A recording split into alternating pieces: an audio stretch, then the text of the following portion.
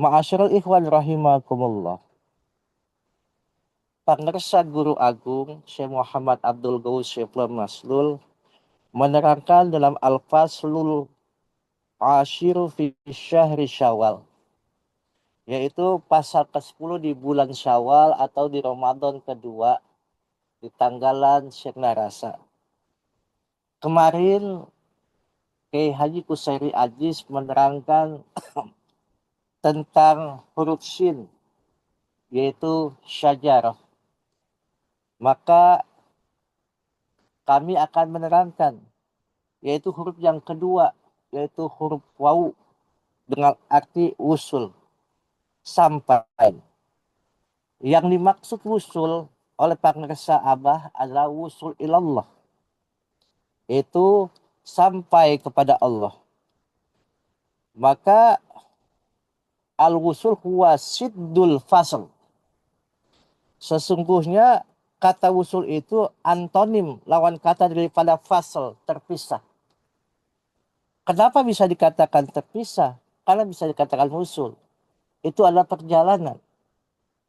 Kadang-kadang setiap manusia itu akan melalui tahapan atau fase-fase sehingga mereka betul-betul bisa istiqomah beribadah atau tidak sama sekali. Seperti yang dikatakan, ada yang bertanya, apa yang dinamakan ajab dari Allah, hukuman dari Allah, apa yang dinamakan tentang ujian dari Allah.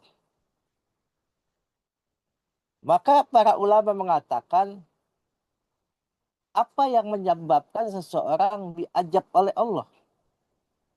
Apa yang menyebabkan orang diuji oleh Allah? Bila seseorang ditimpa dengan segala cobaan, baik bencana apapun, tapi dia lari dari Allah, maka di situ ajab Allah. Tetapi kalau seseorang diuji dengan segala apapun yang sifatnya baik lahiriah maupun batiniah, dia tetap konsisten. Sesungguhnya ada kebenaran di dalam hatinya untuk senantiasa ini dari Allah akan kembali kepada Allah. Maka di situ dikatakan ujian. Masyarakat ikhwan rahimakumullah.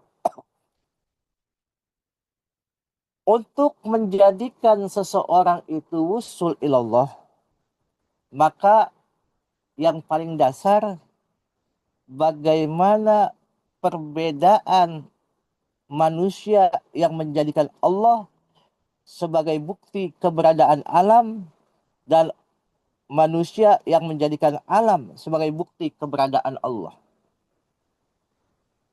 Maka diterangkan dalam kitab yang di Syarah Al-Hikam dari Imam Ibnu Athaillah As-Sakandari, beliau mengatakan betapa jauh bedanya antara orang yang berdalil bahwa adanya Allah menunjukkan adanya alam, dan yang orang berdalil bahwasannya adanya alam menunjukkan adanya Allah. Jadi ada dua dalil di sini. Yang pertama, orang menunjukkan kalau kita tahu pencipta kita, berarti itulah yang menciptakan alam kita. Tapi ada satu lagi yang menyatakannya, bahwasannya adanya Allah menunjukkan adanya alam, kalau yang satunya adanya alam menunjukkan adanya Allah. Kebalikan daripada ke pertama.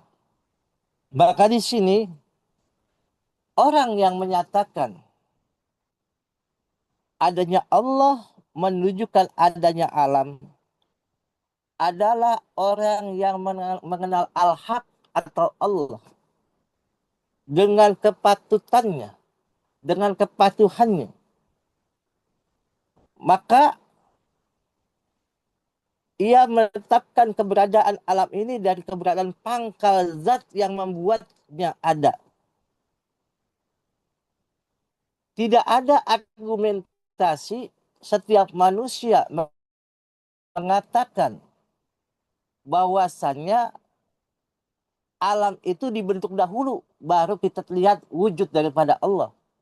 Tapi kita sudah tahu sesungguhnya Allah itu ada dan mengadakan sesuatu yang tidak terpikir oleh kita diadakan oleh Allah. Maka ini adalah orang-orang yang mengenal al-haq Allah Subhanahu wa taala. Diibaratkan kita orang bodoh ingin mengenal Allah, tidak berargumentasi dengan ilmu kita dikala ada yang mengajak, mau gak engkau talqin zikir? Mau. Tapi dia tidak tanya talqin zikir itu apa. Yang penting ikut saja. Itu menandakan dia tidak memikirkan sesuatu, yang penting siapa yang mengajak dirinya. Orang itu pasti tidak akan menyesatkan dirinya. Karena dia sudah mengenal orang yang mengajaknya. Begitu pula dikala kita mengenal Allah, kita percaya bahwasannya semua ciptaannya, semua apapun yang disampaikannya adalah perbuatan daripada Allah. Masyaallah ikhwan rahimakumullah. Yang kedua adalah adanya alam menunjukkan adanya Allah. Ini orang yang banyak berdalil karena dengan merasa mempunyai ilmu. Contoh yang pasti, dikala orang-orang bertanya, kenapa ada maklumat sholat sunnah kabinet merah putih? Pasti banyak yang berdalil dalam pikirannya, dalam hatinya. Kok Abah ada-ada saja mengadakan sholat sunnah kabinet merah putih? Kalau orang yang sam'an wa ta'atan, saya mendengar, saya laksanakan, saya mengikuti apapun irsyad petunjuk dari gurunya, maka mereka tidak berdalil. Walaupun cara berdalilnya, maaf, contoh pribadi, dan pikiran, kok bisa seperti itu Abah melaksanakan seperti itu sholat sunnah kabinet merah putih yang tidak ada nasnya dalam petunjuk tokoh-tokoh atau ulama-ulama sebelumnya. Ini yang menjadikan kita tidak boleh memikirkan hal-hal yang memang bukan wilayah kita. Tapi bagaimana kita diajarkan, kalau kamu percaya Syekh Mursyidmu, kerjakan. Kalau kamu tidak percaya kepada mursyidmu, jangan kamu kerjakan. Berarti menentang apa yang diperintahkan oleh Syekh Mursyidmu. Maka di yang kedua, ada yang berdalil bahwasannya adanya alam menunjukkan adanya Allah. Maka apa yang maksud adalah orang yang belum sampai kepadanya, belum wusul ilallah, belum mengenal al-haq, sejak kapan Allah itu goib, sehingga ia harus dibuktikan dengan wujud alam. Sejak kapan Allah itu jauh, sehingga semesta ini harus menjadi pengantar menuju kepadanya. Ini yang menjadikan kita pun harus berpikir, tafakur, bahwasannya kadang-kadang pribadi sendiri tidak melihat orang lain. Bagaimana kita harus ditunjukkan dahulu sesuatu, baru menyatakan, oh ini guru saya benar. Tapi kalau orang yang namanya berpatokan bahwa apapun yang dikatakan oleh guru saya berasal dari Allah, berasal dari ahli silsilah, selesai. Ini yang menjadikan kita terhijab untuk berjalan menuju wusul ilallah. Maka seseorang yang ingin wusul ilallah, orang-orang yang dekat kepada Allah, ada dua golongan. Yang pertama adalah murad, yang dikehendaki Allah. Yang kedua majdzub, yang ditarik oleh Allah untuk didekatkan kepadanya. Dan dari golongan ini juga ada juga yang dikatakan murid. Murid, jadi orang-orang yang ditarik, orang-orang yang dikehendaki oleh Allah antara murid dan masjub, ada golongan pertama, dan yang kedua adalah murid yang dikehendaki, yang menghendaki Allah, atau salik yang meniti jalan menuju Allah. Para murid atau masjub adalah ahli syuhud, maksudnya ahli penyaksian. Maka ada seorang syekh mengatakan,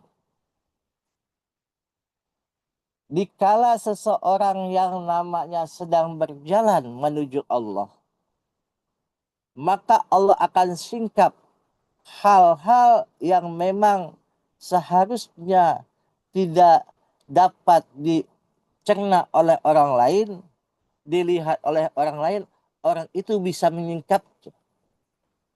Maka di situ dikategorikan bagaimana apakah kita akan berguru untuk usul ilallah kepada seorang wali yang mukasyafah atau wali yang musyahadah. Kalau orang-orang yang namanya wali mukasyafah, dia akan bisa menunjukkan. Cuma pertanyaannya, kalau kita sebagai seorang murid, apakah kita akan berguru kepada wali yang namanya mukasyafah atau musyahadah? Ini yang harus kita jadi patokan. Karena diibaratkan manusia itu banyak yang menolak Rasulullah. Banyak yang menolak utusan Allah. Banyak dicontohkan para anbiya terdahulu. Bagaimana penolakan-penolakannya. Nabi Ibrahim ditolak oleh ayahnya. Dan nabi-nabi yang lain termasuk Nabi besar Muhammad SAW dengan dakwahnya ditolak oleh pamannya. Juga ada yang ditolak oleh istrinya dan ditolak oleh anaknya. Banyak berbagai macam. Karena apa? Pada hakikat kehidupan manusia, manusia itu banyak menolak Rasulullah, utusan Allah, karena setiap ia akan berguru, setiap akan belajar kepada semua apapun, ingin mendapatkan yang instan. Sehingga dia menolak seorang wali, seorang mursyid yang tidak sesuai dengan namanya ekspektasinya, yang tidak sesuai dengan keinginannya. Memang secara sederhananya, secara keawamannya, manusia itu ingin mendapatkan guru, bila mengadu langsung instan dikabulkan oleh Allah Subhanahu wa taala. Berarti dia berguru kepada wali yang mukasyafah.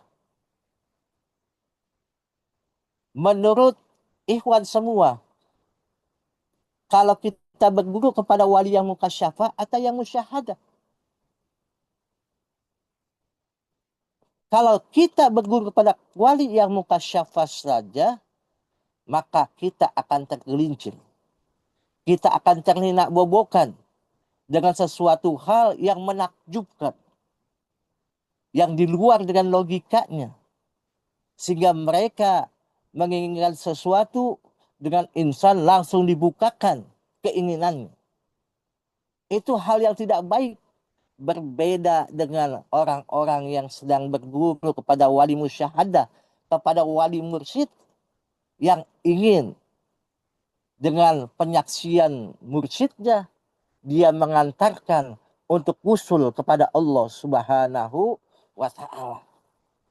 Maka ini kadang-kadang kita terjebak dengan hal-hal seperti itu. Dikala dia mau tahu Allah, dia harus tahu ciptaannya. Dikala namanya Allah sudah berkehendak ya Allah, kita sudah tidak usah berpikir, semua pasti adalah hidangan ciptaan yang dibuat oleh Allah Subhanahu wa taala. Masyaallah ikhwan rahimakumullah.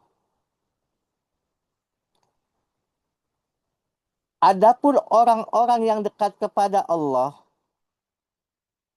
dengan apa yang dikehendaki oleh Allah, yaitu murad atau majzub yang ditarik oleh Allah, mereka langsung didekati Allah dengan wajahnya yang mulia. Allah akan mengenalkan dirinya kepada mereka.